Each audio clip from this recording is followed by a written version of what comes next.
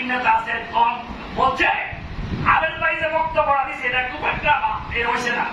আরে ভাইরা বক্তব্য শিখতে হবে না। উদা সাহেবের সাথে আজকে থেকে 40 বছর আগে থেকে রাজনীতি করেছি। উদা সাহেব ছিল ময়মনসিংহের সবচেয়ে জ্ঞানী মানুষ। পিএইচডি করলে একদিকে নিলে ম্যাজিস্ট্রেট হওয়া যায়। পিএইচডি ছাড়াও অনেক মানুষ আছে, অনেক জ্ঞান লাগে। আমি একদিন বক্তব্য রেখেছিলাম এই কুলাঙ্গার আওয়ামী লীগ জয় যাবে। নতুন আওয়ামী লীগ হয়েছে, বাচ্চা আওয়ামী লীগ। আওয়ামী লীগ আগেও গরিব ছিল, কোন সময় এইভাবে নির্মমভাবে অত্যাচার করে নাই। কাজে আজকের আওয়ামী লীগ থাকবে না, ধরে যাবে। কি আজকের আওয়ামী লীগ আছে?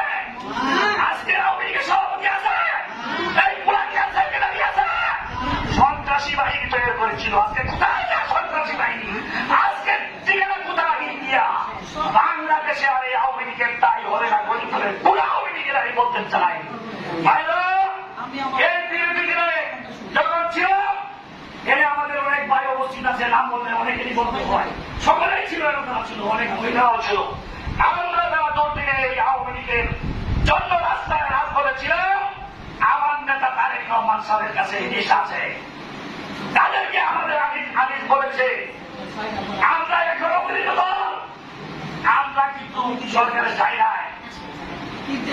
এই মাত্র আপনাদের ছেলেদেরকে নামাইছে কয়েকদিন আগে, 5 তারিখের আগে, যে বাবা যাও এই যুদ্ধে গিয়ে শহীদ হও। এই ছেলেদের মধ্যে আজকে আমরা এই 5 তারিখে এদেশের সকল মানুষ হাসিনা বাদে আমি সকল মানুষ নামছে। মানে আওয়ামী লীগ কুলাঙ্গার ছাড়া এই হাসিনাকে যখন গেরাও করা হইল, হাসিনা দেশ ছেড়ে পলাইল। এই হাসিনার 50 বছর না কেমতের আগে ওই দেশের হাসিনার তাই হবে না ইনশাআল্লাহ। ভাইয়েরা আপনারা সকলেই সচেতন হন। আমার নেতা তারেক রহমান সাহেব একটি মেসেজ দিয়েছে, ওই দিন আমরা ময়মনসিংহে স্কাইপ করেছিলাম।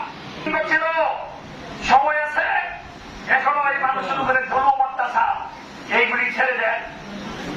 যখন তো আপনাদের দল ক্ষমতায় আসবে এটা বলে এখন কেউ কারো উপরে জুলুম করবেন না।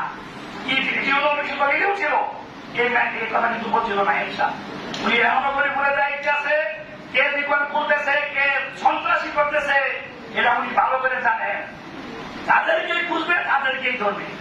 আমরা যারা বিগত দিনে দুঃসময়ে এই স্বৈরাচারী এই খুনি হাসিনার বিরুদ্ধে আমরা যারা সংগ্রাম লড়াই করেছি, আমরা কিন্তু কোথাও কোনো শৃঙ্খল করতে চাই নাই।